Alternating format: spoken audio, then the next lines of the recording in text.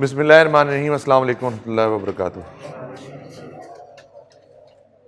उम्मीद करता हूँ कि आप सब लोग बखैर वफियत होंगे। आज हमने प्रैक्टिस का आगाज़ करना है और सही फुल मुश्किल क्वेश्चन मैं लेके आया हूँ आप लोगों के लिए, ताकि आप लोगों को जो है ना वो एक मीटर घूमे और आप लोगों को थोड़ा सा पता चले कि सवालात किस तरह से आते हैं।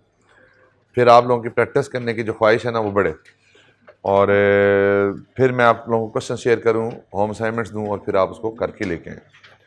मुश्किल डिफ़िकल्टी लेवल थोड़ी ज़्यादा है, मतलब इतनी ज़्यादा भी नहीं है। सिर्फ प्रॉब्लम क्या है कि क्वेश्चन की ड्राफ्टिंग बहुत लेंथी होती है, केस स्टडीज़ होती हैं, ताकि आपकी फेमिलियरिटी हो केस स्टडीज़ के साथ और आप पेपर में बैठे हुए बड़े बड़े लेंथी सवाल्स को पढ़ने की आदत के साथ जाएं, ताकि आपको पेपर में बैठ के मुश्किल फेस ना करनी पड़े। तो जनाब, आपकी स्क्रीन के ऊपर ग्रेप एंड कंपनी का एक क्वेश्चन है। तो ग्रेप एंड कंपनी के क्वेश्चन में रिक्वायरमेंट्स हम स्टार्ट करते हैं। बेटा जो भी हैं अभी पहले तो कुछ अभी छोड़ दें, क्वेश्चन बैंक छोड़ दें, अभी ये आई कैप के नहीं है। Comment on the matter to be considered, आपने जो मैटर कंसीडर करने हैं उन पे कमेंट्स करें। And explain the audit evidence you should expect to find during your file review in respect of. दो मैटर्स बताएं। The training cost that have been capitalised into cost of new machinery, कोई training cost capitalise हुई है उसको, उसके बारे में comment करने हैं। And the trade receivable recognise in relation to the Cherry and company, तो ट्रेड रिसीवेबल के बारे में कोई मसला है उसके बारे में डिस्कशन करनी है। आल दो हमारे अभी ट्रेड डेटर्स के प्रोसीजर्स नहीं पड़े, लेकिन ये अकाउंटिंग का जनरल मैटर है, तो मुझे उम्मीद है कि ये एक बेसिक मैटर है, तो इसको आप आसानी से कंसीडर कर सकते हैं। You will be able to answer the question in appropriate manner. फिर कहते हैं evaluate the audit junior concern regarding the management of audit of Banana and company, यानी कि इसका मतलब क्या है कि कोई ऑडिट जूनियर के कोई कंसर्न्स हैं वो आप देखें किस तरह से आप उसको कंसीडर कर सकते हैं। एवेलुएट करना है आपने उसके जो पॉइंट्स हैं उनको। तो 3 पैरामीटर्स हैं, एक तो ट्रेनिंग कॉस्ट की कैपिटलाइजेशन है, दूसरा ट्रेड रिसीवेबल है, तीसरा ऑडिट जूनियर के कुछ कंसर्न्स हैं। इन 3 चीज़ों के ऊपर आपने अपने आंसर को फ्रेम करना है। मैंने जब होम असाइनमेंट्स आप लोगों को दी, मैंने कुछ बच्चों से इंक्वायरी की, डिस्कशन की, तो मुझे ये पता चला कि आप लोग क्वेश्चन की रिक्वायरमेंट को पढ़ना पसंद ही नहीं फरमाते, पढ़ना पसंद नहीं फरमाते। पढ़ेंगे तो रिक्वायरमेंट समझ आ जाती है। अब ये देखें ना, पहले मैंने कहाँ से स्टार्ट किया है, क्वेश्चन की रिक्वायरमेंट से स्टार्ट की है। जब तक क्वेश्चन की आपको पता ही नहीं है कि जन्नत में जाना है या जन्नत में जाना है, तो फिर आप किस तरह से डिसाइड करेंगे कि कौन सी एक्टिविटीज़ जन्नत में लेके जाएंगी, कौन सी एक्टिविटीज़ आपको जन्नत में लेके जाएंगी। तो जब तक आपको डायरेक्शन ही नहीं पता, जब तक आपको जो काम करना है उसके बारे में ही नहीं पता, तो आप उसको किस तरह से अटेम्प्ट करेंगे। सेम यही मसला हमारा होता है। हम अच्छे भले पढ़े लिखे बच्चे होते हैं, हम पढ़ना जानते भी होते हैं, लेकिन हम अपने शॉर्टकट्स की वजह से, सिर्फ जल्दी जल्दी में काम कंप्लीट करने की वजह से, हम किसी अच्छे काम को किसी गलत डायरेक्शन में लेके चले जाते हैं। And you are a manager in Grape and company, a firm of chartered accountants, आप ग्रेप एंड कंपनी के फर्म के अंदर मैनेजर हैं। You have been temporarily assigned as audit manager to the audit of Banana company, आपको temporarily Banana and company के audit के ऊपर allocate किया गया है। Because the engagement manager has been taken ill, क्योंकि जो ओरिजिनल मैनेजर था वो बीमार हो गया। The final audit of Banana company for year ended 30th September 20X9 is nearing completion, जो कंपनी का जो ऑडिट है ये कंप्लीट होने के करीब है। And you are no reviewing the audit files and discussing the audit with the junior member of the audit team, और अब आप बेसिकली अपने जो मैटर्स हैं ऑडिट असाइनमेंट के उसको अपने जो टीम मेंबर्स हैं उनके साथ डिस्कस करने जा रहे हैं। Banana company design and manufacture equipment such as cranes and scaffoldings which are used in construction industry, ये क्रेनें बनाते हैं और इस तरह से ट्रक वगैरह बनाते हैं। The equipment usually follow a standard design, ये जो इक्विपमेंट होता है इनका जो डिज़ाइन होता है एक स्टैंडर्ड होता है, यानी कि जो क्रेन बननी है वो एक स्टैंडर्ड डिज़ाइन की क्रेन बनेगी, जो ट्रक का पीछे कैरियर बनना है वो एक स्टैंडर्ड डिज़ाइन की बनेगा। But sometime Banana and company design specific item for customer according to the contractually agreed specification, लेकिन सम टाइम हम क्या करते हैं कस्टमर स्पेसिफिकेशन के मुताबिक भी अपने इन्वेंट्री को बनाते हैं। यहाँ पे अगर क्वेश्चन साइलेंट हो और क्वेश्चन में कोई और एडिशनल रिक्वायरमेंट मौजूद ना हो, तो क्या एक एडिशनल रिक्वायरमेंट आ सकती है यहाँ पे? क्या चीज बोलो, आपने कुछ बोला था पहले जी। स्पेशलाइज इन्वेंट्री IFRS 15 का कॉन्सेप्ट यहाँ पे आ सकता है। फिर स्पेशलाइज इन्वेंट्री है तो इन्वेंट्री के इंपेयरमेंट का भी क्वेश्चन आ सकता है कि वो अगर नहीं बिकती या कॉन्ट्रैक्ट कैंसिल हो जाता है या कोई और प्रॉब्लम बनती है तो वो इशू आपके लिए बन सकता है। लेकिन अभी तक हमारे पास कोई इन्फॉर्मेशन अवेलेबल नहीं है तो हम इसको स्पेसिफिक ही अभी तक रखेंगे। The draft financial statement show revenue of 12.5 million and net profit of 400,000 and total assets of 78 million। उसने आपको बेंचमार्क्स बता दिए हैं कि हमारे बेंचमार्क कौन कौन से मौजूद हैं, जिसमें प्रॉफिट बिफोर टैक्स है, नेट प्रॉफिट है और आपके टोटल एसेट्स हैं। The following information has come to your attention during the review of the audit file। अब असल में मामलात होने लगे शुरू। During the year, a new range of manufacturing plant was introduced to the factories operated by Banana and Company। हमने कोई नया प्लांट इंट्रोड्यूस कराया। All factory employees received training from an external training firm on how to safely operate the machinery at a total cost of USD 500,000। आपने एक external firm को higher किया और external firm को कहा कि आके हमारे जो एम्प्लॉयज हैं उनको ट्रेनिंग दें कि इस प्लांट को किस तरह से ऑपरेट किया जा सकता है। The training cost has been capitalized into the cost of the new machinery। उस ट्रेनिंग कॉस्ट को कंपनी ने अपनी मशीनरी के अंदर कैपिटलाइज कर लिया है। As the finance director argued that the training is necessary in order for the machinery to generate an economic benefit। आगे कहता है after the year end Cherry company a major customer. अब जहां पे पहला मामला खत्म हो गया, उसने कहा ट्रेनिंग कॉस्ट है, ट्रेनिंग कॉस्ट को आपने कैपिटलाइज कर लिया क्योंकि आप समझते हैं कि वो जो ट्रेनिंग है it's necessary to bring the asset in the condition and location for generating the economic benefits. तो पहले हम इसके ऊपर जरा कमेंट कर लेते हैं यहाँ तक। जी कौन बच्चा जवाब देना चाहेगा? हाथ खड़ा करें। आपने आपसे नहीं पूछना, और कोई बच्चा? आप बताएं। ट्रेनिंग कॉस्ट कैपिटलाइज्ड नहीं हो सकती। जी आप इनकी बात से एग्री करते हैं या नहीं करते? नहीं हो सकती कैपिटलाइज, रीजन दें। इससे सर एसिड में तो कोई चेंज नहीं आएगा ना, तो एसिड की प्रोडक्शन में या उसके वर्क के उसकी प्रोडक्टिविटी में कोई चेंज नहीं आएगा। इसके अलावा और एग्जांपल दें। इसके अलावा ये है कि जिन एसिड्स को हम कंट्रोल नहीं कर सकते ना, एंटिटी कंट्रोल नहीं कर सकती, उसे कैपिटलाइज नहीं करते। तो हम कंट्रोल नहीं, किसको कंट्रोल नहीं कर सकते? एम्प्लॉयज को। Very good. तो जब हम एम्प्लॉयज को कंट्रोल नहीं कर सकते, जब हमारा उनके ऊपर कंट्रोल ही नहीं है, तो एसेट की बेसिक डेफिनेशन के क्राइटेरिया से ही निकल जाती है।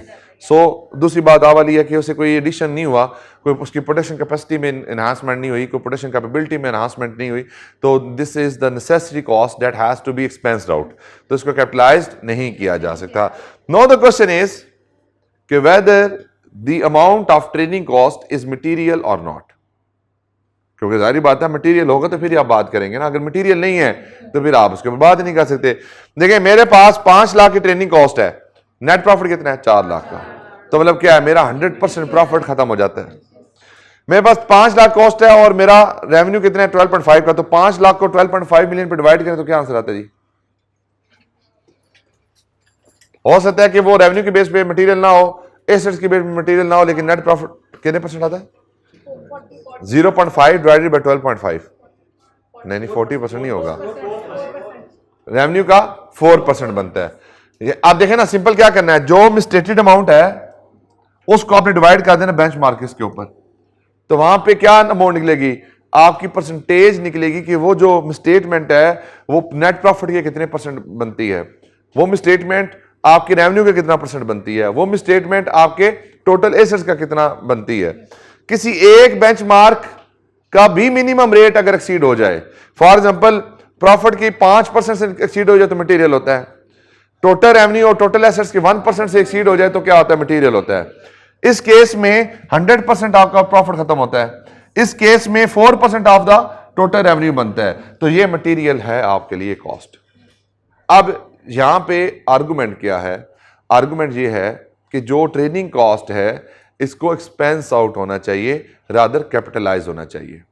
अब आप इसको लिखने के लिए क्या करेंगे? सबसे पहले आप लिखेंगे IAS 16 की requirement. As per the requirement of IAS 16, any cost that is incurred by the company on which the company do not have any control, or the cost that may not have increased the production capacity or capability of the operating assets, the same cost should have to be expensed down. So in this circumstances, आप फिर आ जाएंगे इस situation के अंदर क्या है। इस situation के अंदर मैनेजमेंट ने ट्रेनिंग कॉस्ट एक एक्सटर्नल फर्म के थ्रू हायर करके उसको कैपिटलाइज कर लिया, which is not in compliance of IAS 16. सो हम इस केस में मैनेजमेंट से रिक्वेस्ट करेंगे कि इसको क्या कर दे, एडजस्ट कर दे। अब ये तो एक पॉइंट है, ये तो है इसकी वैल्यूएशन। अब पॉइंट आता है कि इसके ऊपर ऑडिट एविडेंस आप क्या ऑब्टेन करेंगे। अब ट्रेनिंग कॉस्ट है ना, ट्रेनिंग कॉस्ट के ऊपर एविडेंस क्या होगा? जाहिर बात है एक्सटर्नल फर्म हमने एंगेज किया है तो उनके साथ कोई कॉन्ट्रैक्ट हुआ होगा, उस कॉन्ट्रैक्ट को रिव्यू कर लेंगे, उसकी तरफ से इनवाइस आई होगी उसको रिव्यू कर लेंगे, ये देखेंगे कि वो एक्सपेंस हमारे जिस पीरियड में रिकॉर्ड होना चाहिए था उस पीरियड में रिकॉर्ड हुआ या नहीं हुआ, क्या इनवाइस कंपनी के नाम पे थी या नहीं थी, उसके अंदर कोई टैक्सेशन की इंप्लीकेशन थी, कोई अगर आपके फर्दर डिडक्शंस होनी थी तो डिडक्शंस के साथ प्रॉपर्ली एक्सपेंस को बुक किया गया या नहीं किया गया, और क्या वो जो ट्रेनिंग कॉस्ट थी ये properly authorised and approve from the relevant authority या जो हमारे with in the company governance structure है वहां से अप्रूव थी या नहीं थी। तो ये जनरल प्रोसीजर जो हमने डिस्कस करते हैं वही यहाँ पे आपके आ जाएंगे।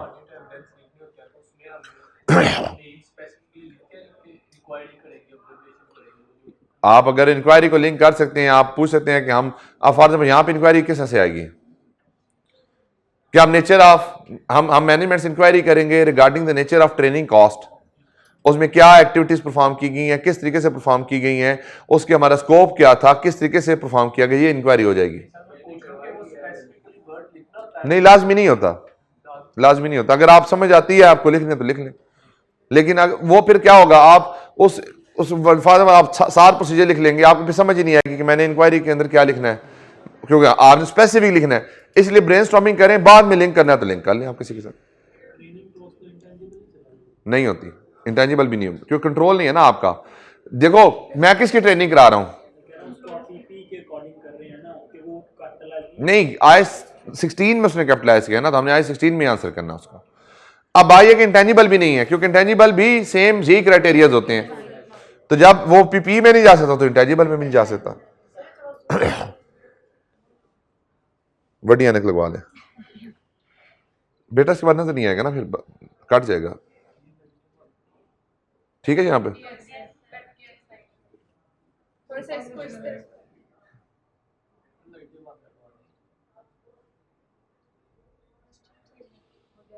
अब ठीक है जी।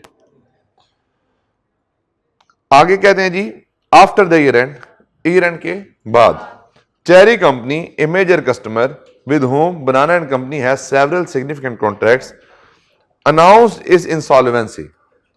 कंपनी के डेटर ने क्या इंसॉल्वेंसी को डिक्लेयर कर दिया कि मैं पैसे नहीं दे सकता, and that at procedures to shut down the company had commenced. तो कंपनी का जो बेसिकली है वो नहीं, उसका जो चेरी का जो कस्टमर है उसका बिजनेस बंद होना शुरू हो गया। दैट्स बनाना का कस्टमर चेरी है, चेरी इंसॉल्वेंसी डिक्लेयर कर गया है, यानी हमारे कस्टमर ने इंसॉल्वेंसी को डिक्लेयर कर दिया।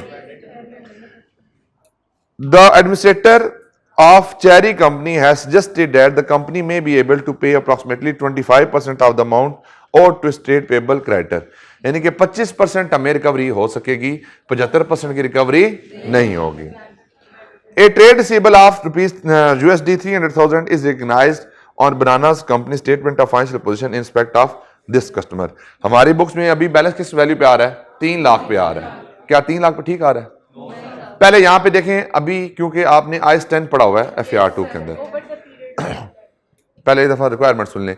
आपने जब IAS 10 पढ़ा था तो IAS 10 के अंदर 2 तरह के इवेंट होते हैं, सब्सिक्वेंट इवेंट में 2 तरह के इवेंट होते हैं, एक एडजस्टिंग होते हैं और दूसरे नॉन एडजस्टिंग इवेंट होते हैं। अब क्योंकि ये जो कस्टमर था ये ईयर एंड के बाद जाके लिक्विडेट हुआ है, लेकिन ट्रेड रिसीवेबल के लिए IAS 10 कहता है कि क्योंकि जो IAS 10 या जनरल नॉर्मल प्रोसीडिंग्स होती हैं कि कोई भी डेटर इतना जल्दी लिक्विडेशन में नहीं जाता, उसके पीछे एक लंबी स्टोरी और डायरेक्शन मौजूद होती है। इसका मतलब क्या है कि इस इंसॉल्वेंसी की जो कंडीशन थी, इस इंसॉल्वेंसी की जो कंडीशन थी वो ईयर एंड के ऊपर एग्जिस्ट करती थी। अब जब ईयर एंड पे वो इंसॉल्वेंसी की कंडीशन एग्जिस्ट करती हैं तो this is subsequent adjusting event. अब जब सब्सिक्वेंट एडजस्टिंग इवेंट है तो यहां पे इस केस में हम वो वैल्यू अपनी बुक्स में रिकॉर्ड कर सकते हैं that will be recovered from the customer. इस केस में सिर्फ 25% की रिकवरी होगी, यानी कि 3 लाख हमें रिकवर नहीं होगा बल्कि 75,000 हमें रिकवर होगा, which is calculated as 300,000 into 25%। तो मतलब क्या हुआ, 2,25,000 से हमें अपने एक्सपेंस को इंक्रीज करना पड़ेगा। अब ये दूसरा पॉइंट था। अब पॉइंट आएगा असल, वो पॉइंट क्या आएगा कि क्या ये डेटर्स की जो नॉट रिकवरी है, डेटर्स का जो बैड डेट है, क्या ये material to the financial statement है या नहीं है। उसके लिए क्या करेंगे भैया आप बताएं। डेटर के जो प्रोविजन है वो 2,25,000 की अमाउंट है, वो मटेरियल है या नहीं है सिचुएशन के अंदर। किस तरह प्रॉफिट 4 लाख का है तो आप कहेंगे कि it represent approximately 55% of the profit and 2% of the revenue. तो इस सिचुएशन के अंदर रहते हुए दिस इज मटेरियल, तो हमें इस केस में उसको बुक्स के अंदर राइट इट डाउन करना चाहिए। अब इसके ऊपर ऑडिट एविडेंस क्या लेंगे आप। देखिए जनरल बात है ना, कोई ऐसी है नहीं स्पेसिफिक। क्या चीज, एक्सटर्नल कंफर्मेशन तो आएगी नहीं ना। हाँ एक्सटर्नल कंफर्मेशन ले सकते हैं, किससे, लिक्विडेटर से। अब लिक्विडेटर देगा कंफर्मेशन, अब कस्टमर नहीं देगा, कि लिक्विडेटर से कंफर्मेशन ले लेंगे कि वाकई ही ये 25% मिलने हैं या नहीं मिलने। और इंश्योरेंस क्या चेक करेंगे,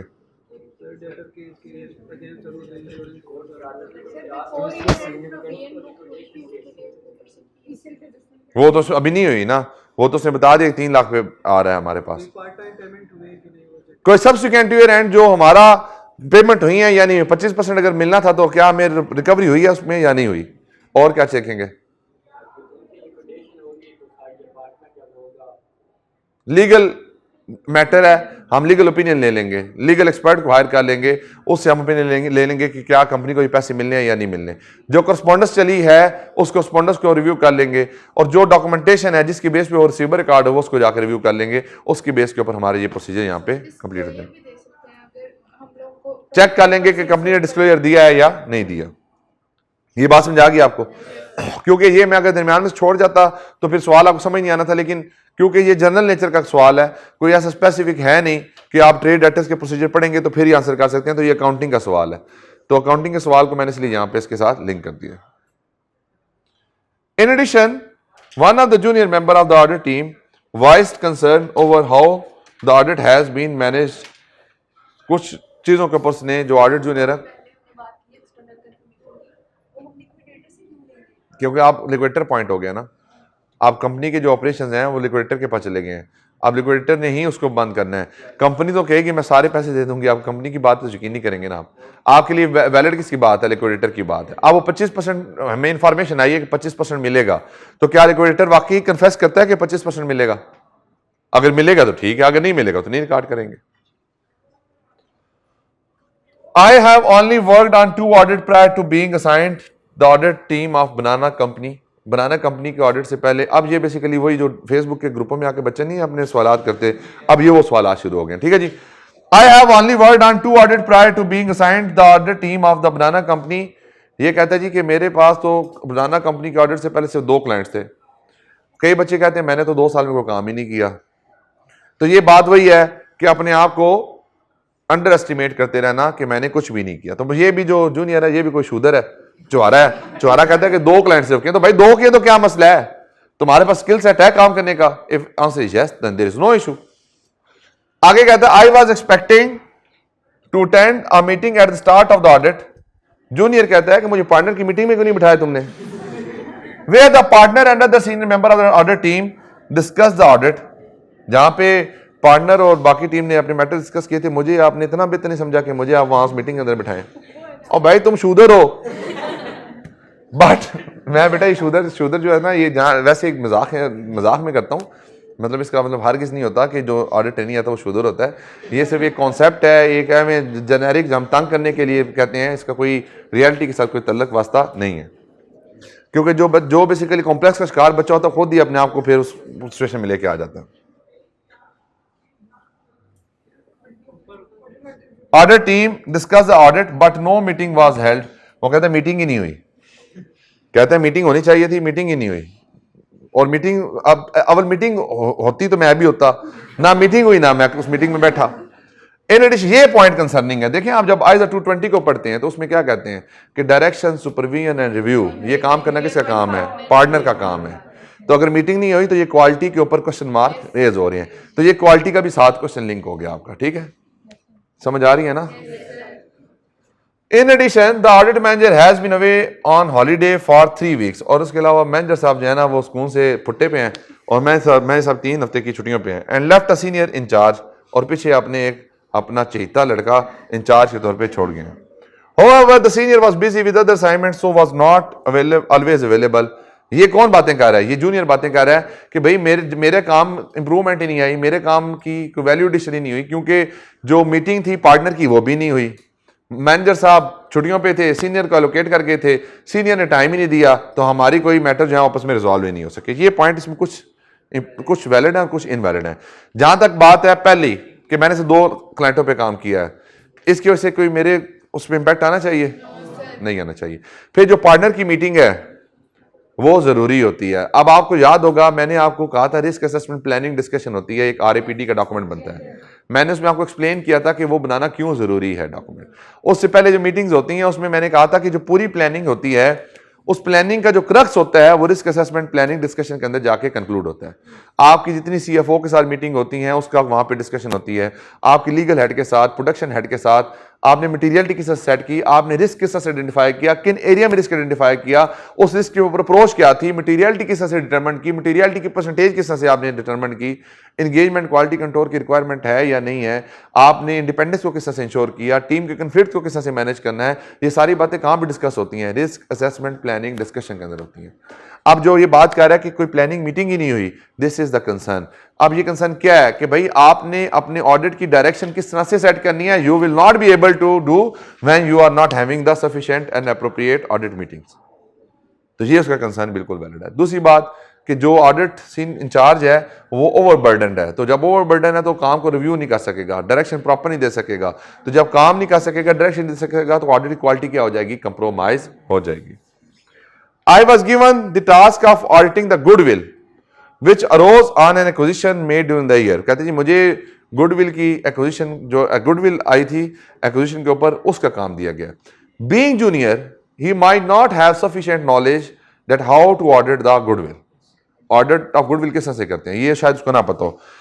I also worked on the audit of inventory। मैंने इसके अलावा कहते जी मैंने इन्वेंट्री पे भी काम किया, and attendance the inventory count, मैंने स्टॉक काउंट भी किया, विच वॉज क्वाइट कॉम्प्लिकेटेड, जो बड़ा कॉम्प्लेक्स था। जैसे कल हमने बात की थी, डिप्स लेनी है, ओपन यार्ड का मटेरियल है, वो कॉम्प्लेक्स होते हैं।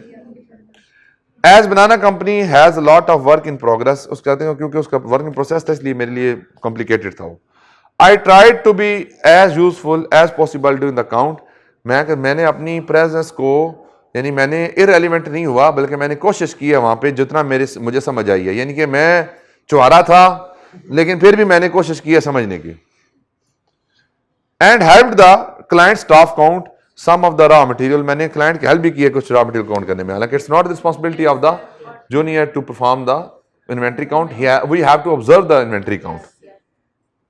As I had been to the inventory count, I was asked by the audit senior to challenge the finance director regarding the adequacy of the provision against inventory. अब कहता है stock count के ऊपर ही मैंने जो है ना, मुझे सीनियर ने कहा कि तुम ये बेसिकली, अब देखें ये बड़ी इंपॉर्टेंट बात है, जेन्युइन बातें हो रही हैं सारी।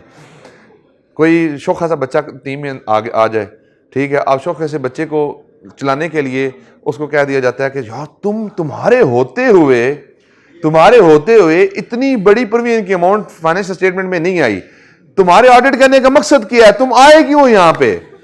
अब वो जो लड़का था, जो शौखा से लड़का था, वो देखो ओह, यानी कि मेरी सेल्फ रिस्पेक्ट पे क्वेश्चन मार्क रेज हो गया, यानी कि मेरी कैपेबिलिटीज पे क्वेश्चन मार्क रेज हो गया, यानी मैंने काम नहीं कर सकता। बताओ क्या करना, जाएगा सीधा डायरेक्टर के पास, काम ही सारा गलत किया आपने, वो गया ना पुत्र इधर, चल तेरी डेली बंद, कहा ये मेरी टीम में नजर ना आया ये लड़का, खाबे भी बंद करा दिए। ठीक है, ऐसे बच्चे फिर आते हैं जो खाबे भी बंद कराते हैं। देखें उसको किसी सीनियर ने कहा कि तुम जाके अब मुझे ये चीज बताएं, adequacy of provision stock count के टाइम पे हो सकती है, आप वहां पे सिर्फ कंडीशन ऑफ द इन्वेंट्री को तो जरूर ऑब्जर्व कर सकते हैं, but you don't have any value at the time of stock count. आपको स्टॉक काउंट के ऊपर वैल्यूज नहीं होती, आपके पास कंडीशन जरूर होती है, आप उसको ऑब्जर्व कर लेते हैं, आप उसको नोट डाउन कर लेते हैं, आप क्लाइंट से साइन ऑफ करा लेते हैं, but you can't comment on the valuation of the inventory at the stock count time. तो ये भाई ये कैसी बातें कर रहे हैं, ये तो बेसिकली हवा देने वाली बात है, हवा दे दी उसने हवा ले ली।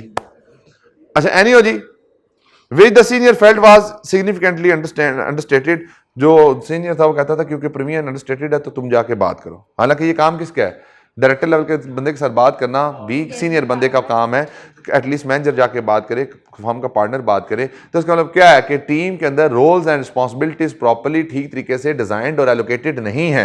हम कहते हैं ना कि प्रॉपर काम हमने एलोकेट करना है, ठीक तरीके से एलोकेट करना है, सफिशिएंट रिसोर्सेज उनके पास होने चाहिए।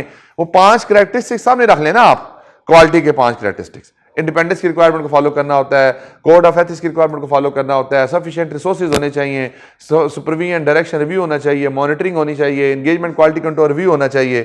ये सारी बातें क्या है, क्वालिटी के पैरामीटर्स हैं।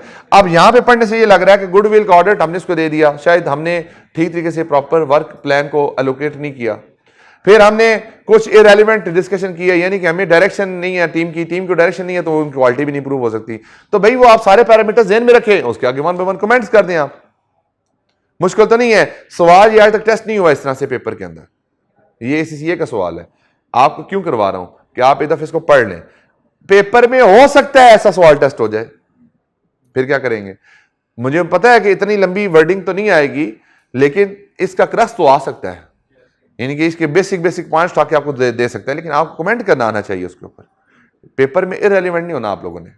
देखिए मैं आपको मुश्किल तैयारी करवा रहा हूं, तो आसान तैयारी आसानी से ऑटोमेटिकली हो जाती है। आधे घंटे में आधा सवाल भी नहीं हुआ।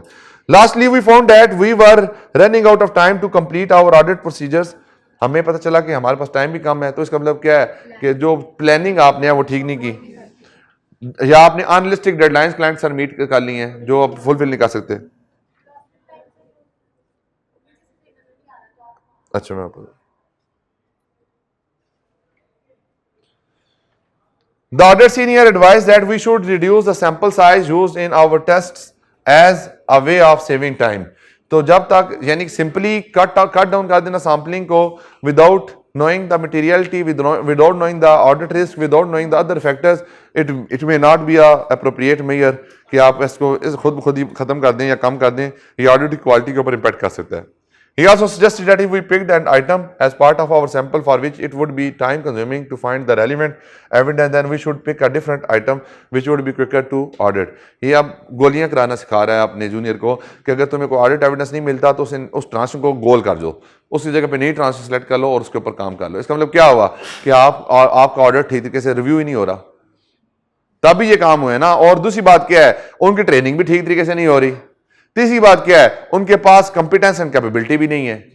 जाहिर बात अगर आपके पास कंपिटेंस एंड कैपेबिलिटी हो, आप इसका सजेशन तो नहीं देंगे। तो ये सारे फैक्टर आपने बीच में लिखने हैं कि जो ऑडिट सीनियर है उसके जो कंसर्न्स हैं, जो बातें हुई हैं, वहां से हमने क्या चीज निकाली। अभी तक ये लग रहा है कि audit was not properly planned, team को डायरेक्शन नहीं मिल रही थी from the senior management of the audit firm. Proper team की जो स्टाफ को काम एलोकेट होने हैं उनके प्रॉपर ठीक तरीके से नहीं दिया गया, उनके काम को प्रॉपर रिव्यू नहीं किया जा रहा। फिर उसके बाद क्या था जी कि आपके जो बेसिकली क्या कहते हैं कंसल्टेशन जो थी वो आपने ठीक तरीके से शायद जिन मैटर पे लेनी चाहिए थी वो नहीं की। आपने ऑडिट के जो पैरामीटर्स हैं क्वालिटी के या जो रेलिवेंट ऑडिटिंग स्टैंडर्ड्स हैं उसकी रिक्वायरमेंट को सुपरसीड कर रहे हैं। लाइक सैम्पलिंग के केस में आप कह रहे हैं कि जो सैंपल सेलेक्ट कर लिया है वो काम नहीं हो सकता तो उसको रिप्लेस कर लिया जाए, इससे टाइम सेव हो जाएगा। तो ये बेसिकली हमारी ऑडिट की ओवरऑल क्वालिटी के ऊपर एक क्वेश्चन मार्क रेज कर रहा है। चौथे नंबर आखिरी नंबर पे ये कि जो बेसिकली काम एलोकेट हुआ है शायद वो भी प्रॉपर्ली ठीक तरीके से प्लान नहीं हुआ। हाँ जी आप बताएं क्या बातें हुई हैं। हाँ जी और ये तो आखिरी बात है ना, आखिरी जो हमने पूरी डिस्कशन किया उसको जरा समराइज करो।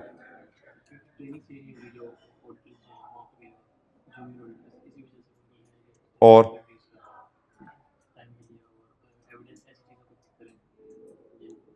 मतलब अभी आपने क्या ये जो हम पढ़े हैं इसको क्यों पढ़े हम। ऑडिट जूनियर ने कुछ कमेंट्स रेज किए थे, उस कमेंट की वैलिडिटी देख रहे हैं और उसकी वजह से हमारे क्या इशूज आ सकते हैं उसको हम कंसिडर करें। बात समझ आइए आपको? पूरी गेम में टीम इन्वॉल्व नहीं हुई, इवन मीटिंग ही नहीं हुई, तो डायरेक्शन सुपरविजन प्लानिंग आपकी ठीक तरीके से नहीं कंप्लीट हुई। समझ आ गई जी बात की? इसमें कोई इशू तो नहीं है? क्वेश्चन समझ आया आप लोगों को? क्या एविडेंस ऑब्टेन करने हैं, इसके सोल्यूशंस आप देखिएगा, सोल्यूशन थोड़े कॉम्प्लेक्स होंगे तो आपने परेशान नहीं होना, क्योंकि ये बेसिकली ACCA के सवाल हैं, वो अपने तरीके से डिजाइन करते हैं। आप सिर्फ इसको अंडरस्टैंडिंग के लिए पढ़ लें, और ये सवालात कराने का मकसद हरगिज़ ये नहीं है कि ये सवालात इस तरह से ही टेस्ट होंगे। इन सवालात को कराने का मकसद ये है कि सवाल जितना मर्जी मुश्किल आ जाए, इस तरह के सवाल होंगे, इससे ज़्यादा मुश्किल नहीं होगा। अब अगर आप अपने पेपर के सवाल उठा के देखेंगे तो सीधे सीधे होंगे, ये 4 प्रोसीजर परफॉर्म किए हैं, बताएं ठीक है या नहीं है। तो अब अगर इस लेवल के ऊपर आपकी ट्रेनिंग हुई होगी तो आप ऑटोमेटिकली इससे आसान सवाल तो आसानी से कर लेंगे।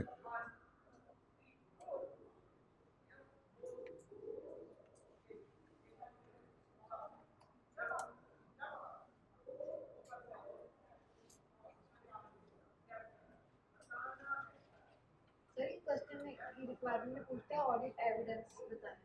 जी जी तो सर जो हमने काम किया वही एविडेंस है? जी जी जो काम प्रोसीजर लगा रहे हैं और जो उसके फाइंडिंग्स हैं वही आपके एविडेंस है। बिल्कुल लिख सकते हैं, अगर आप रेलिवेंट हैं लिख सकते हैं, आप जेन में प्रोसीजर रखें, आप उस मुताबिक डिजाइन करते जाएं। मिलेंगे, बिल्कुल मिलेंगे। देखें अगर तो कोई जनरल सवाल आ गए पेपर में फिर प्रॉब्लम आएगी ना, अगर स्पेसिफिक आए फिर तो इशू नहीं है। जनरल आ गए तो वहां पे तो 0 लेने से बेहतर है कुछ ना कुछ हाथ पांव तो मारेंगे ना आप लोग। For each of the above issue comment on the matters that you should consider, वही कि आप किन मैटर्स को कंसीडर करेंगे। State the audit evidence that you should expect to find, आपको क्या चीजें प्रोसीजर आप क्या लगाएंगे, आप ऑडिट एविडेंस क्या ऑब्टेन करेंगे उस सेशन के अंदर। In editing your review of the audit working papers and financial statement of Eagle Energy for the year ended 30 September 2008। तो बेसिकली जब आप ईगल का ऑडिट करें तो उसमें आप अपने फैक्टर्स को किस तरह से कंसीडर करेंगे। यहां पे 3 पॉइंट्स हैं। You are the manager responsible for audit of Eagle Energy, an energy generation company. The draft financial statement for year ended 30th September 28 show revenue of 287 million. 2007 में 262 मिलियन था। Profit before taxation of 7.2 million 2007 में 23 million था। And total assets of 242 million 2007 में आपके 221 million के assets है। जी benchmark देने का मकसद क्या है? मटेरियलिटी कैलकुलेट करने के लिए, स्टेटमेंट को वैल्यूएट करने के लिए। The following issue arising during the audit have been noted on a schedule of point for your attention. During the year, Eagle Energy put its technical staff through a new training program. हमने अपने staff को नए training programme में add किया। On the basis that this expenditure has been incurred for purpose of generating future economic benefit, the chief executive is adamant that the cost amounting to rupees 4.3 million be capitalise as an intangible asset. वो कहता है कि हम ये basically अब सिर्फ training का question है, वहां पे था ट्रेनिंग कॉस्ट की capitalisation toward the property plant equipment. वो कहता है क्योंकि मेरे कुछ एम्प्लॉइज हैं, उन एम्प्लॉइज को मैं काम सिखा रहा हूं, उस काम सिखाने के लिए मैंने उनको ट्रेनिंग दिलवाई है। वो जब ट्रेनिंग दिलवाई है उससे उनकी कैपेसिटी में इन्हांसमेंट हुई है, वो अब काम बेहतर कर सकते हैं, वो ऑपरेशंस ठीक तरीके से डील कर सकते हैं। और वो लोग जब काम अच्छा करेंगे तो कंपनी को नए कॉन्ट्रैक्ट्स मिलेंगे, जब नए कंपनी को नए कॉन्ट्रैक्ट्स मिलेंगे तो कंपनी का इकोनॉमिक बेनिफिट में इंक्रीज आएगा। तो कहता है क्योंकि ये ट्रेनिंग इस नेचर की है कि मेरे जो एम्प्लॉइज हैं उनकी कैपेसिटी में इन्हांसमेंट हो रही है, तो मुझे इसकी कॉस्ट को क्या कर लेना चाहिए, कैपिटलाइज कर लेना चाहिए एज इंटेंजिबल एसेट। तो बताएं क्या ये बात ठीक है? नहीं ठीक, क्योंकि जो एम्प्लॉइज होते हैं उनके ऊपर आपका कंट्रोल नहीं होता। जब कंट्रोल नहीं होता तो एसेट की डेफिनेशन में से भी माइनस कर जाते हैं। An asset is a resource held by the entity as result of past event of which future economic benefits are expected. तो जब एक एसेट है उसको आप हेल्ड ही नहीं करते, आज आपके पास है कल आपके पास इंप्लाई आ जाए, उससे अगले दिन मेरे पास आ जाए, क्या आप उसको रोक सकते हैं? नहीं रोक सकते। जब रोक नहीं सकते तो आपका कंट्रोल नहीं है, जब कंट्रोल नहीं है तो आपका वो एसेट नहीं है, जब एसेट नहीं है तो उसकी कैपिटलाइजेशन भी नहीं है। तो आप इस केस में आप इसको इस तरह से डील करेंगे। ठीक है जी बात? ये 2 रिक्वायरमेंट था ना, एक मैटर बताना, एक मैटर तो बता दिया हमने ये जो सारा काम जी। दूसरा एविडेंस क्या होगा कि हम इनके जो एग्रीमेंट्स हुए हैं विद रिस्पेक्ट टू ट्रेनिंग उनको रिव्यू कर लेंगे, जो इन्वाइसेस आई हैं फ्रॉम द सप्लायर जो ट्रेनिंग प्रोवाइड कर रहे हैं उसको रिव्यू कर लेंगे, उसकी जो अमाउंट्स आ रही हैं वो ठीक तरीके से हमारे फाइनेंशियल में डिपिक्ट हो रही हैं या नहीं हो रही, उसके ऊपर कोई डिडक्शंस थी वो प्रॉपर्ली वहाँ से एलिमिनेट हुई हैं या नहीं हुई। इसके जो प्रॉपर डिस्क्लोजर फाइनेंशियल स्टेटमेंट में जाने चाहिए तो हम डिस्क्लोजर को रिव्यू कर लेंगे कि क्या वो प्रॉपर डिस्क्लोजर्स बने हैं या नहीं बने, और ये जो एक्सपेंडिचर इनकर्ड हो रहा है क्या ये प्रॉपर आपके बोर्ड से या रेलिवेंट अथॉरिटी से अप्रूव्ड है या नहीं है। ठीक है जी, बात समझ आ गई आपको। देखें उस हर सिचुएशन के अपने प्रोसीजर होते हैं, लाजमी नहीं है कि आप कोई स्पेसिफिक सोफिस्टिकेटेड किस्म के प्रोसीजर लिखे तो फिर पेपर पास होगा, ऐसा नहीं है। आप उस मैटर को कंक्लूड करने के लिए प्रोसीजर लिख देंगे, अपने पास से भी लिख देंगे तो आपके वैलिड होंगे, लेकिन कीपिंग इन व्यू वो आपके प्रोसीजर रेलिवेंट होने चाहिए, इररेलेवेंट प्रोसीजर्स नहीं होने चाहिए। ठीक है जी,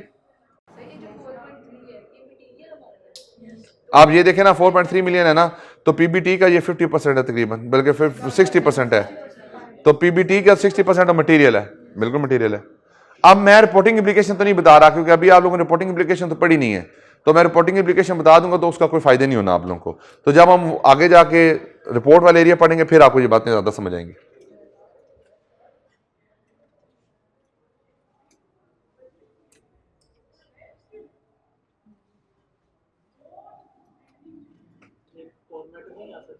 जी वो उसने रिस्क पूछा नहीं है आपसे।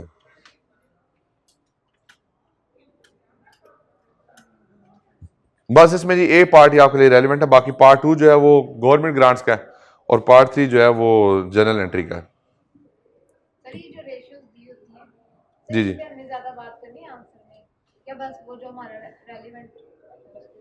नहीं आप जो जो रिक्वायरमेंट है उसके ऊपर रहे ना, अपने आप को स्ट्रिक्ट रखे, रिक्वायरमेंट से आउट नहीं होना ना। आप रिक्वायरमेंट से मांगे कि आप कमेंट्स करें रेशोस के ऊपर, अगर किया तो फिर करें। अब रेशो कहाँ पे दी है, कहाँ कहीं भी नहीं दी हुई, कहाँ दी है ratios?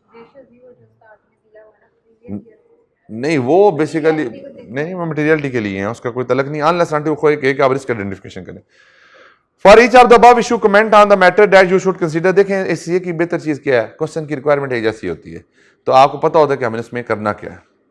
State the audit evidence that you should expect to find in understanding taking your review of the audit working papers and financial statement of VN. तो ऑडिट एविडेंस क्या लेना है वो भी आप उसमें डिस्कस करेंगे, मैटर भी कंसीडर करेंगे और ऑडिट एविडेंस क्या लेंगे वो भी डिस्कस करेंगे। You are the manager responsible for audit of Vision, a limited liability company which manufactures health and beauty products. ये तो लड़कियों की प्रोडक्ट्स आ गई हैं। Health and beauty products and distributed them through a chain of 72 retailer pharmacies. और वो basically 72 retail pharmacy के through जो है ना वो क्रीमें और पोचे शोचे जो होते हैं ना वो जाते हैं, आटे के प्लेथन पोचे और सारी चीज़ें। The draft account for the year ended 30th June 2008 show operating profit before tax of 1.83 million, 2007 में 1.24 मिलियन था। देखें औरतों की जो प्रोडक्ट्स होते हैं उसमें हमेशा प्रॉफिट बढ़ते ही हैं, एंड क्योंकि उनको तो जो मर्जी चीज़ सेल कर देनी है वो बिक जाती है चीज़। And total assets of 18.4 million, 2007 में 12.7 मिलियन था। The following issues are outstanding and have been left for your attention. वही सन क्या नाम है जी, ये लड़कियां बेहतर बता सकती हैं क्या नाम है जी, विजन जो भी है। कंपनी ऑन्स 9 ब्रांड नेम्स, कंपनी के पास 9 ब्रांड नेम्स हैं। देखें एक ब्रांड नेम नहीं 9 ब्रांड नेम्स हैं, यानी कि कंपनी एक ही है, कंपनी ने धोखा देने के लिए 9 ब्रांड नेम बना दिए। ठीक है, अपनी प्रोडक्ट में अपनी दूसरी प्रोडक्ट के साथ जो है लड़ाई करवाते हैं अपनी प्रोडक्ट को सेल ज्यादा करने के लिए। Of fragrances used for range of product, for example perfume, bath oils, soaps, etc. 4 of which were purchased and 5 self-created. 5 brands हमने परचेज किए हैं और 4 हमने इंटरनली, 5 हमने क्रिएट किए हैं और 4 हमने परचेज किए हैं। Purchased brands are recognized as an intangible asset at cost amounting to 589,000. ठीक है, and amortise on straight line basis over 10 year, और उसको 10 साल पे हमने अमोटाइज भी किया। The cost of generating self created brands and maintaining existing ones are recognised as an expense when incurred. और जो इंटरनल जनरेटेड उनको हम उनके ऊपर जो कॉस्ट हमारी लेती है उसको हम एक्सपेंस आउट कर देते हैं। Internally generated brands can never be recorded, can never be recorded. तो इस केस में एक्सपेंस बिल्कुल ठीक हो रहा है। Demand for the products of one of the purchase fragrances, आगे नाम जो भी है, fell significantly in July 2008 after a marketing campaign in June caused offense to the customers। कोई मेरे जैसा मार्केटिंग मैनेजर आ गया तो मैंने आके जनाबे वाला कुछ ऐसी मार्केटिंग कैंपेन चला दी कि जितनी ख्वातीन थी वो खिलाफ होगी उस ब्रांड के। उन्होंने कहा जी कि हमने ये कंपनी का ब्रांड नहीं लेना, कंपनी का ब्रांड नहीं लेना, हमने कंपनी का क्या कर दिया है, बायकॉट कर दिया है। जब कंपनी का बायकॉट किया है तो ये जो ब्रांड हमने परचेज किया हुआ था इसके थ्रू जो रेवेन्यू जनरेट होने थे, क्या वो रेवेन्यू जनरेट होंगे? नहीं होंगे। जब रेवेन्यू जनरेट नहीं होंगे तो क्या होगा, इसके अंदर इंपेयरमेंट की इंडिकेशन आ गई है और उस इंपेयरमेंट को हमें कंसीडर करना पड़ेगा। पहला पॉइंट। दूसरा पॉइंट, जाहिर बात है पहले तो कंपनी अपने एक ब्रांड को दूसरे ब्रांड के साथ क्या करवा रही थी, कंपीट करवा रही थी।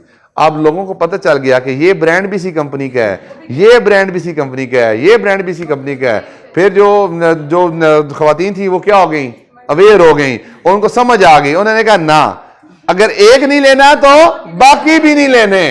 तो सिर्फ इंपेयरमेंट इस एक ब्रांड की नहीं बल्कि बाकी ब्रांड्स में भी आएगी, क्योंकि जो cause offence to the customers हुई है वो बड़ी मेजर हुई है। इसकी एग्जांपल आप ले लें, मैकडोनल्ड्स का बाइकआउट लोग किए हुए हैं, KFC का बाइकआउट किए हुए हैं। मैं आपको छोटी सी बात, G1 मार्केट में मैकडोनल्ड्स के ऊपर इतना रश होता था कि डॉक्टर हॉस्पिटल के इशारे से लेकर एंड तक वो सारे का सारा ड्राइव थ्रू के लिए लाइन जारी होती थी। मैं उस दिन वीकेंड्स के ऊपर वहां से गुजरा हूं। वीकेंड्स के ऊपर इतना रश होता है कि आपको एक्सप्लेन नहीं कर सकता। वीकेंड्स के ऊपर उनकी पार्किंग भी खाली पड़ी हुई थी। ठीक है जी, एक वीकेंड्स में पार्किंग खाली पड़ी थी। KFC के ऊपर खाली पड़ा हुआ था। पेप्सी की सेल, लेस की सेल, कोक की सेल काफी सिग्निफिकेंटली रिड्यूस हुई है। क्या हुआ है, कस्टमर्स को ऑफेंस क्रिएट हुआ है। किस वजह से? देखें देखो हमें पता है ना कि हमारे फलस्तीनी भाई हैं, वहां हमारी बहनें हैं, बेटी हैं, उनके ऊपर जुल्म हो रहा है। वो ऑफेंस क्रिएट हुआ तो हमने क्या किया, हमने उनके साथ सॉलिटरी के अंदर हमने वो चीजें परचेज करना छोड़ दी। अब सिर्फ एक चीज नहीं छोड़ी, उनकी जितने बाकी ब्रांड्स थे हमने वो भी डिसकंटिन्यू कर दिए। उससे क्या इंपैक्ट आया, उन ब्रांड्स की वैल्यू कम हो गई। जब कम हुई तो उसके ऊपर क्या आएगी, इंपेयरमेंट की इंडिकेशन आएगी। बिल्कुल, इन्वेंट्री अगर पड़ी है तो उसमें भी इंपेयरमेंट आ जाएगी, जाहिर बात वो भी नहीं बिकेगी, तो उसके अंदर भी NRV लॉस आएगा। Very good. देखें जी, तो अल्टीमेटली मैं उसकी बात कर रहा हूं ना, गोइंग कंसर्न भी आप लिख सकते हैं। जाहिर बात अगर वो काम नहीं चलेगा तो कंपनी गोइंग कंसर्न चल जाएगी। लेकिन मैं कहता हूं हर क्वेश्चन के अंदर गोइंग कंसर्न को नहीं घुसेड़ना। जो एग्जामिनर है वो बड़ा डिस्करेज करता है इस चीज को कि गोइंग कंसर्न अजम्पशन हर जगह पे आप लोग लगाते हैं। हालांकि इफेक्टिवली हर जगह पे आ रही होती है, ऐसा मसला ऐसी बात नहीं है। लेकिन वो कहता है कि एक दफा आप डिस्कस करें लेकिन बार बार उसके ऊपर ज्यादा फोकस ना करें, उसको बहुत ज्यादा आप हाईलाइट ना करें, क्योंकि हमें पता है कि आपको आता है। आप बाकी फैक्टर्स को डिस्कस करें जो मुश्किल है वहां पर। ठीक है जी, तो ये समझ आ गई बात की। तो इस केस के अंदर 3 मेजर इश्यूज हैं। एक जो ब्रांड है वो, एक उस ब्रांड के साथ जो बाकी ब्रांड है उनकी इंपेयरमेंट, और दूसरा वो जो इन्वेंट्री हमारी पड़ी हुई है उस ब्रांड से रिलेटेड उसकी सेल नहीं होगी तो वहां पे भी हमारी NRV लॉस आएगा। अब यही मैटर्स हैं, इन्हीं मैटर्स के ऊपर आपके ऑडिट एविडेंसेस हैं। अब ऑडिट एविडेंस के लिए मैं ये रिकमेंड करूंगा कि मैं ये फाइल शेयर कर दूंगा आप लोगों के साथ। क्वेश्चन नंबर आप लोग पढ़ रहे हैं तो इनके सोल्यूशंस को अच्छे तरीके से आपने पढ़ लेना है, अच्छे तरीके से पढ़ लेना है, ताकि आपको समझ आ जाए कि ऑडिट एविडेंस की जब बात करें तो वहां पे हमने क्या प्रोसीजर लिखने हैं, अगर प्रोसीजर की बात करें तो वहां पे क्या लिखना है, एवैल्यूएशन की बात करें तो वहां पे हमने क्या लिखना है। आपके पास बेसिक इंफॉर्मेशन और नॉलेज हर तरह का मौजूद होना चाहिए। इस तरह के सवाल आपको पास पेपर्स में नहीं मिलेंगे अपने ICAF के पास पेपर में। इवन आपको फाइनल पे शायद इस तरह के क्वेश्चन मिल जाए, वो भी बड़े कम, ज़्यादा नहीं है। इसलिए इस तरह की टेस्टिंग होती है। मैं इसलिए कहता हूँ कि ये पेपर ऑफ पैटर्न होना चाहिए। जो पेपर ऑफ पैटर्न हम पढ़ते हैं वो ठीक नहीं है, वो बिल्कुल डंप स्टूडेंट्स हमारे प्रोड्यूस करते हैं, उससे कोई फायदा नहीं होता। आप ये देखें, ये पढ़ने से एक आपको इंटरेस्ट भी क्रिएट हो रहा है, आपको चीज़ें समझ भी आ रही हैं, आपको एप्लीकेशन समझ आ रही है कैसे अप्लाई होता है। रादर मैं यहाँ पे एक छोटे सी 2 लाइनों में एक सवाल लिख दूंगा, कौन जी इसका आंसर करें, आप लोग भी रट्टा लगाने की कोशिश करेंगे, जाहिर बात है रट्टे के बगैर हो ही नहीं सकता। तो भाई इस तरह से कॉन्सेप्चुअल क्वेश्चन होते हैं ना, वो अगर पेपर में टेस्ट हो जाए तो पेपर में वारे न्यारे होते हैं। मेरे हमेशा वो पेपर पास होते थे जिसमें केस स्टडीज होती थी। जो थ्योरी वाले होते थे, रट्टे वाले, वो शायद मुश्किल हो जाती थी पास करना। ACCA में सेम है, आप देख लें क्वेश्चन के पैरामीटर्स भी सेम है, ड्राफ्टिंग भी सेम है, रिक्वायरमेंट भी सेम है, एक लिहाज से ही पूरे क्वेश्चन डिजाइन हुए हैं जी। उम्मीद तो करते हैं ऐसे नहीं होगी, तो होगी नहीं।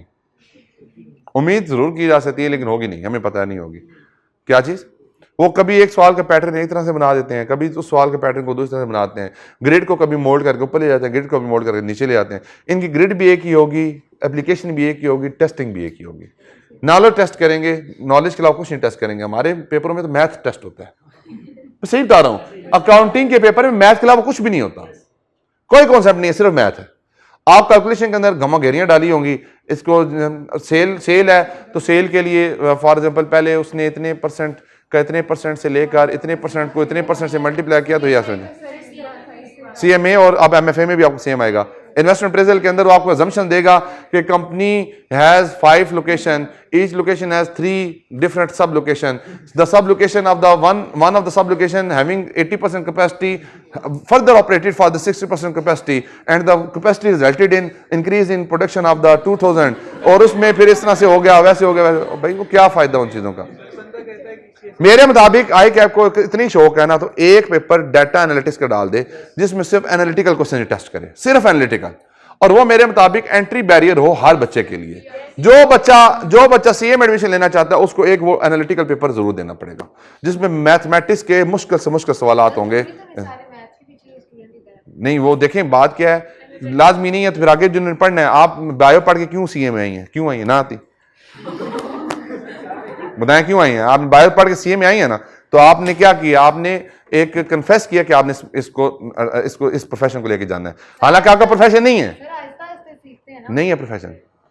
देखें ये अब नया टॉपिक खुल जाना है। मैं जानना बताऊं, मैं इतना बच्चों को डिस्करेज करता हूं इस मामले के ऊपर। भाई अगर आपको पता है कि आपने एक चीज नहीं करनी तो आप उसको करते क्यों है। अब मैंने पता है बायोलॉजी, आप देखें अगर आपने बायो रखी, नहीं ये गलत ऑप्शन है, ये गलत ऑप्शन है। देखें अगर आपने सीए ही करना था ना तो आप डे 1 से सीए सोच के आते। मुझे इसी बताएं कितने परसेंट बच्चे हैं जिनका मेडिकल में एडमिशन होता है, बताएं आप जरा मुझे। आपको हुआ एडमिशन मेडिकल में तो छोड़ा क्यों आपने, कहां पे हुआ था एडमिशन आपका।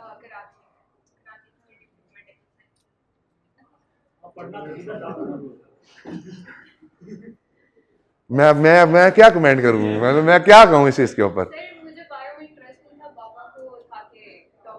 कितने मार्क्स है आपके एफएससी में, कितने, आपका नहीं हुआ एडमिशन।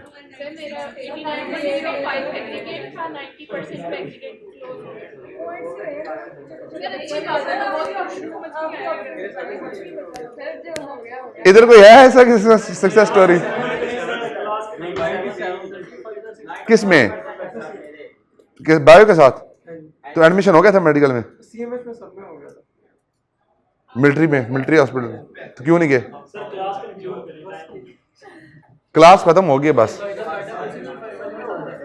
नहीं वाकई आप इतने ये क्लास में इतने लाइक बच्चे बैठे हैं, 97% मार्क्स हैं।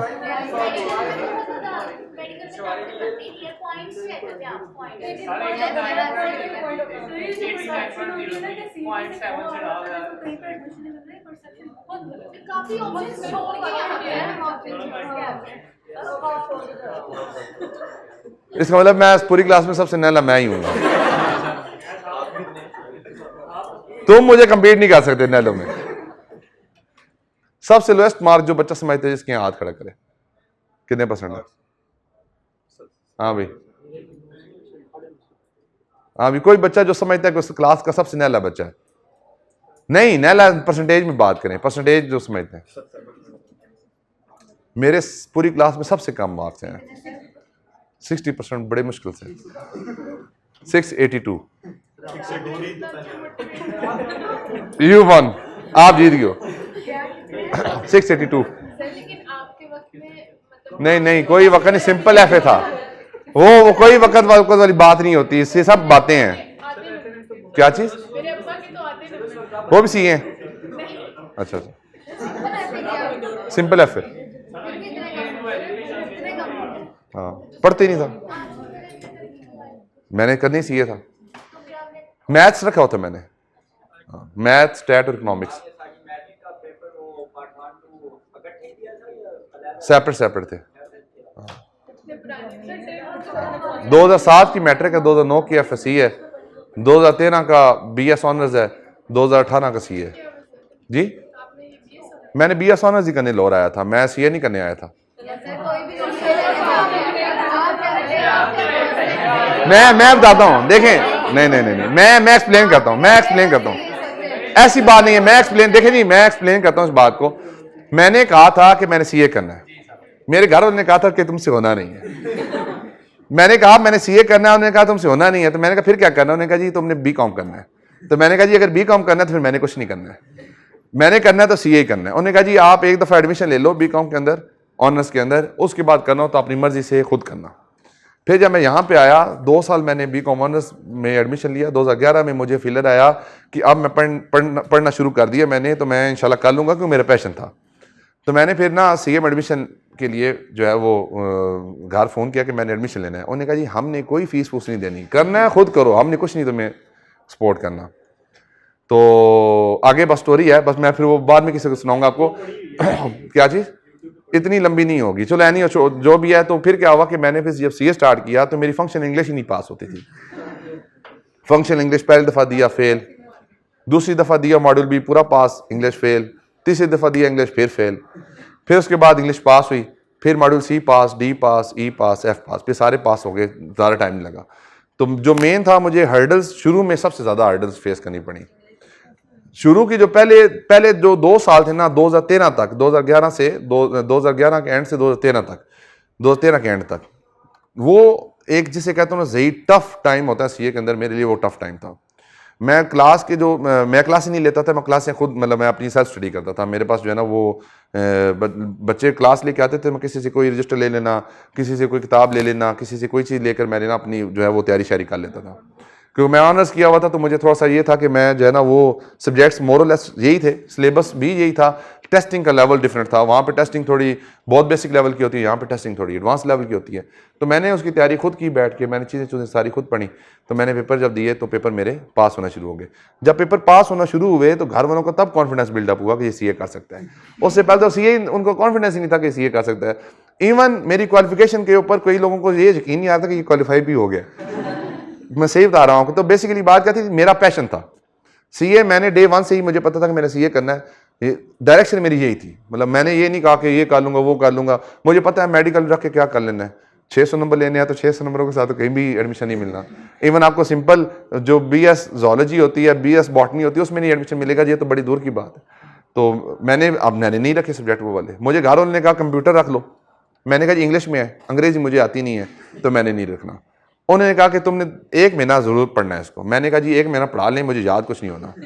1 महीना एक कंप्यूटर की जो डेफिनेशन है, सिंपल कंप्यूटर क्या होता है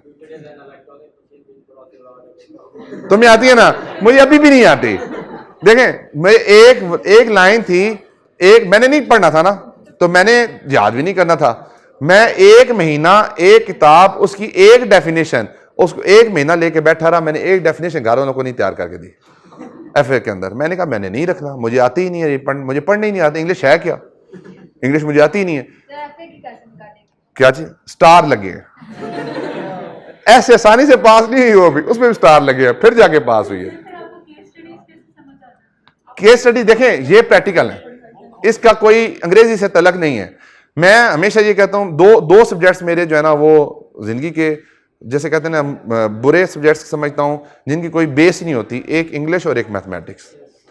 मैथमेटिक्स अगर लॉजिक के साथ समझ आए तो फिर समझ आता है। अगर विदाउट लॉजिक, आप FSC के अंदर आपको विदाउट लॉजिक पढ़ाते हैं। लीनियर प्रोग्रामिंग मुझे CA में आके सीखिया कि लीनियर प्रोग्रामिंग क्या होती है, लीनियर प्रोग्रामिंग करते क्यों है, इंटीग्रेशन करते क्यों है, डेरिवेशन करते क्यों है, CA में आके पता चला है। उससे पहले मुझे इन चीजों के बारे में नहीं पता था। आप मुझे बताएं मैं क्यों रट्टे को डिस्करेज करता हूं? इसलिए रट्टे को डिस्करेज करता हूं क्योंकि मैं खुद रट्टा नहीं लगा सकता। जब मैं खुद रट्टा नहीं लगा सकता तो मैं क्या चाहता हूं कि आप लोग भी रट्टा ना लगाएं। ये वजह है कि मैं जब कोई चीज पढ़ता हूं तो मुझे समझ, उसकी मेरा सोचने का एंगल, मेरे जो समझने की वो चीज है वो ऑल टुगेदर डिफरेंट होती है। आप 4 चीजें एक क्वेश्चन को खोल लें, कोई नया सिनेरियो ले आए, कोई नई सिचुएशन ले आए, उसके ऊपर डिस्कशन कर लें। हर बंदा अपने अपने तरीके से सोचेगा। मेरे सोचने के पैरामीटर्स हमेशा मुख्तलिफ होंगे। सारी दुनिया इधर जा रही होगी, मैं हमेशा इधर जा रहा हूँ। मतलब मैं उनके साथ कभी एग्री नहीं करता किसी पॉइंट के ऊपर भी। मेरा पॉइंट अपना होता है, मेरी डिस्कशन अपनी होती है। वो 4 चैलेंजेस होंगे, उन चारों के चैलेंजेस आपस में कॉमन होंगे। मैं जो चैलेंजेस लिखूंगा वो सबसे डिफरेंट होंगे। क्यों? क्योंकि मैंने वो पैरामीटर्स जो हैं वो वाले नहीं देखने जो बुकिश हैं। मैंने देखना है उस सिनेरियो में क्या लिखा हुआ है, उस सिचुएशन में क्या, उस मुताबिक लेके चलना है। क्योंकि नया स्टूडेंट हूं ना, मैं कोई पढ़ा लिखा स्टूडेंट तो नहीं हूं।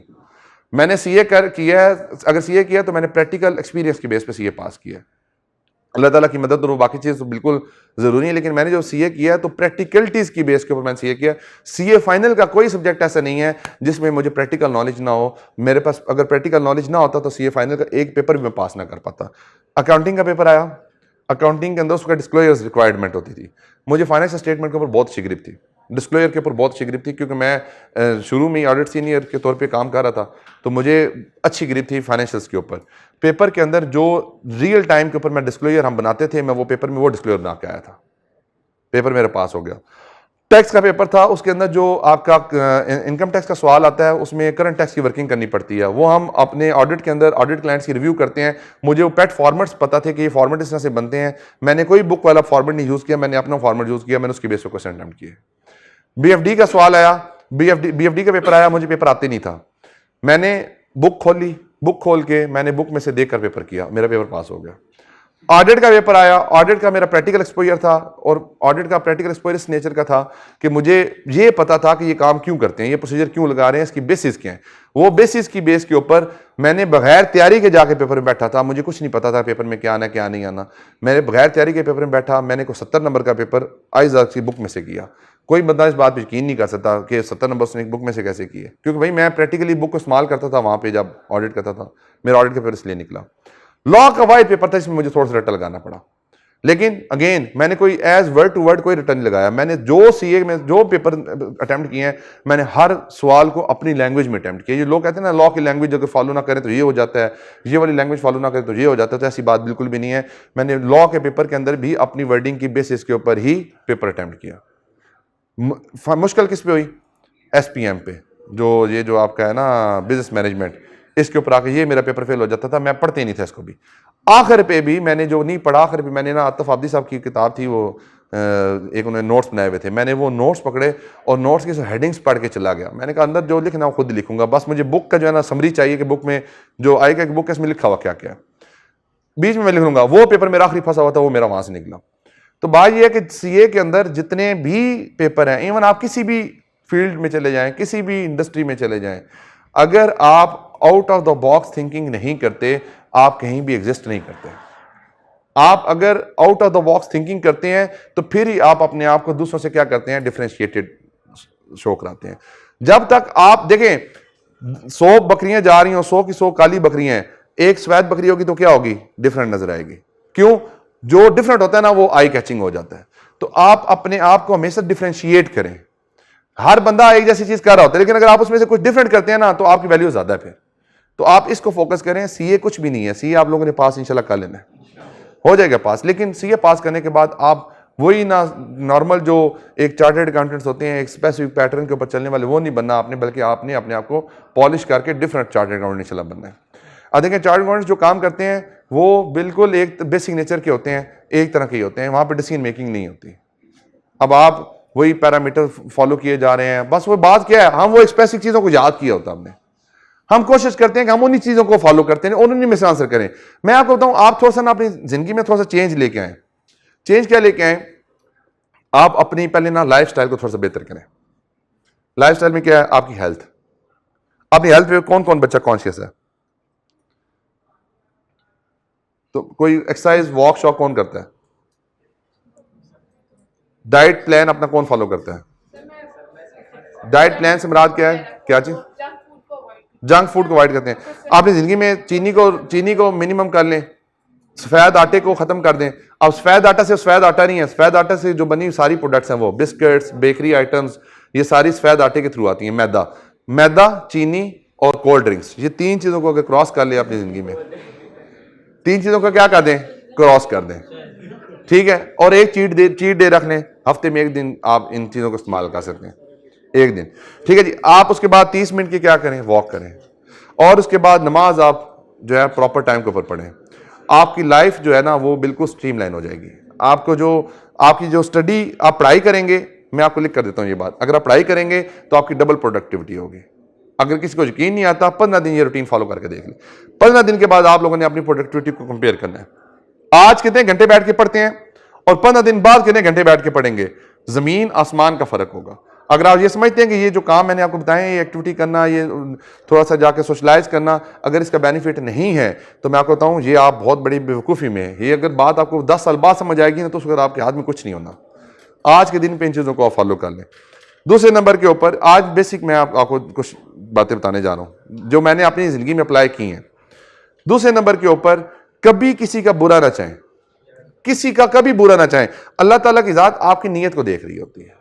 आप किसी की अपनी नीयत के ऊपर ना हमेशा याद रखना है, आपने जो काम करना है उसमें आपकी नीयत साफ होनी चाहिए।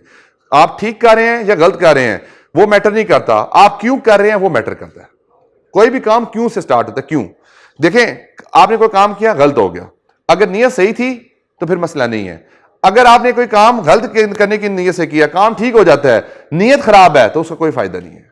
तो जो अपनी नीयतें हैं इसको क्लियर रखें, अपने इंटेंशंस को साफ रखें, अपने आप को ठीक डायरेक्शन में रखें, तो आप अपनी ज़िंदगी के अंदर क्या हो जाएंगे, सक्सेसफुल हो जाएंगे। बाकी इसके अलावा कई और चीज़ें हैं, लेकिन जितनी ज़्यादा चीज़ें बताऊंगा उतनी आप भूल जाएंगे। लेकिन आज के दिन के 2 लेसन हैं, अपनी पर्सनल हेल्थ के ऊपर, पर्सनल लाइफ के ऊपर अपना फोकस करें।